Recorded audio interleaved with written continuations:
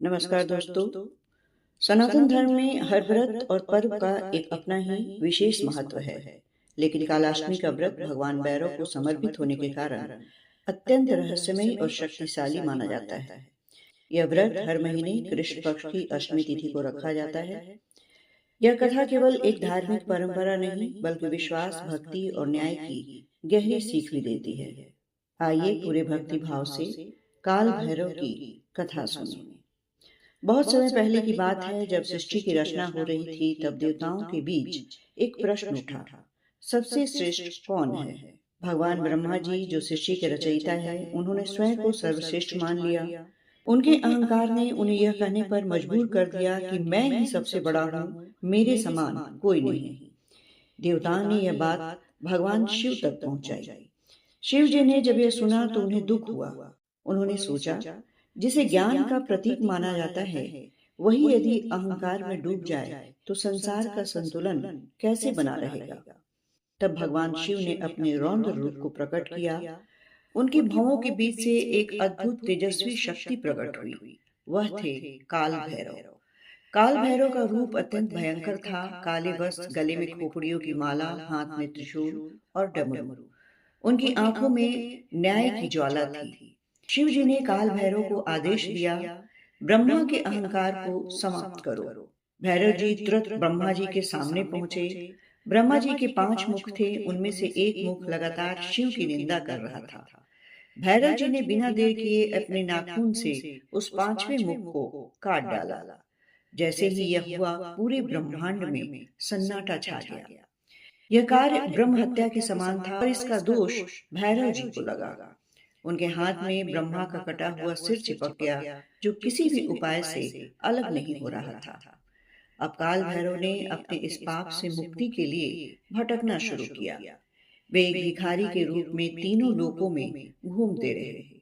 हर स्थान पर वह भिक्षा मांगते, लेकिन ब्रह्म हत्या का दोष उनका पीछा नहीं छोड़ रहा था। उनके आंखों में पश्चाताप था, परंतु उनके भीतर न्याय की अग्नि भी थी, क्योंकि उन्होंने यह कार्य धर्म की रक्षा के लिए किया था।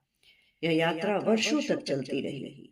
देवता, ऋषि और मनुष्य सभी उनके इस रूप को देखकर भयभीत हो जाते। आखिरकार काल भैरव काशी नगरी पहुंचे।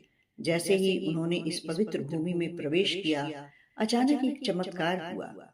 उनके हाथ से ब्रह्मा का कटा हुआ सिर गिर गया। ब्रह्म हत्या का दोष समाप्त हो गया। काशी ने उन्हें पाप से मुक्त कर दिया। तभी से भगवान शिव ने उन्हें काशी का कोतवाल नियुक्त किया। भगवान भैरव को न्याय का देवता माना जाता है। वे अपने भक्तों की रक्षा करते हैं और दुष्टों को दंड देते हैं। कहा जाता है कि जो व्यक्ति सच्चे मन से कालाष्टमी का व्रत करता है, उसके सभी भय और कष्ट दूर हो जाते हैं। भैरव बाबा अपने भक्तों की हर संकट से रक्षा करते हैं। एक अन्य कथा के अनुसार, बहुत समय पहले एक नगर में एक गरीब ब्राह्मण रहता था। वह बहुत ही ईमानदार और भगवान का भक्त था, लेकिन उसकी आर्थिक स्थिति बहुत ही खराब थी। उसकी पत्नी अक्सर कहती, हम इतना पूजा पाठ करते हैं, फिर भी हमारे दुख क्यों नहीं खत्म होते? ब्राह्मण शांत स्वर में कहता, भगवान हमारी परीक्षा लेते हैं, हमें विश्वास नहीं छोड़ना चाहिए। एक दिन ब्राह्मण को किसी साधु से कालाष्टमी व्रत के बारे में पता चला। उसने निश्चय किया कि वह इस व्रत को पूरी श्रद्धा से करेगा। कालाष्टमी के दिन उसने उपवास रखा, पूरे दिन भगवान भैरव का ध्यान किया। रात में उसने दीपक जलाया, मंत्रों का जाप किया और सच्चे मन से प्रार्थना की, हे भैरव बाबा, यदि मेरी भक्ति सच्ची है तो मेरे जीवन के कष्ट दूर करें। उसकी आंखों में आंसू बह रहे थे। उसका हृदय पूरी तरह समर्पित था। अचानक एक काले कुत्ते के रूप में भैरव बाबा उसके द्वार पर आए। ब्राह्मण ने प्रेम से उसे भोजन कराया। उस रात उसे स्वप्न आया। भैरव बाबा ने दर्शन दिए और कहा, तुम्हारी भक्ति से मैं प्रसन्न हूँ, अब तुम्हारे जीवन में कोई कष्ट नहीं रहेगा। अगले ही दिन से ब्राह्मण का जीवन बदल गया। उसे धन, सम्मान और सुख की प्राप्ति हुई। भैरव बाबा का वाहन कुत्ता माना जाता है, इसलिए कालाष्टमी के दिन कुत्ते को भोजन कराना अत्यंत शुभ माना जाता है। यह केवल एक परंपरा नहीं, बल्कि दया और सेवा का प्रतीक भी है। कालाष्टमी की यह कथा हमें सिखाती है कि अहंकार का अंत निश्चित है। सच्ची भक्ति कभी व्यर्थ नहीं जाती। भगवान न्याय करते हैं, देर से ही सही। पश्चाताप और भक्ति से हर पाप का नाश होता है। जब भी जीवन में अंधेरा छाए, जब भी लगे कि सब कुछ खत्म हो गया है, तब काल भैरव को याद करें। उनका स्मरण ही भय को समाप्त कर देता है। जय काल भैरव बाबा।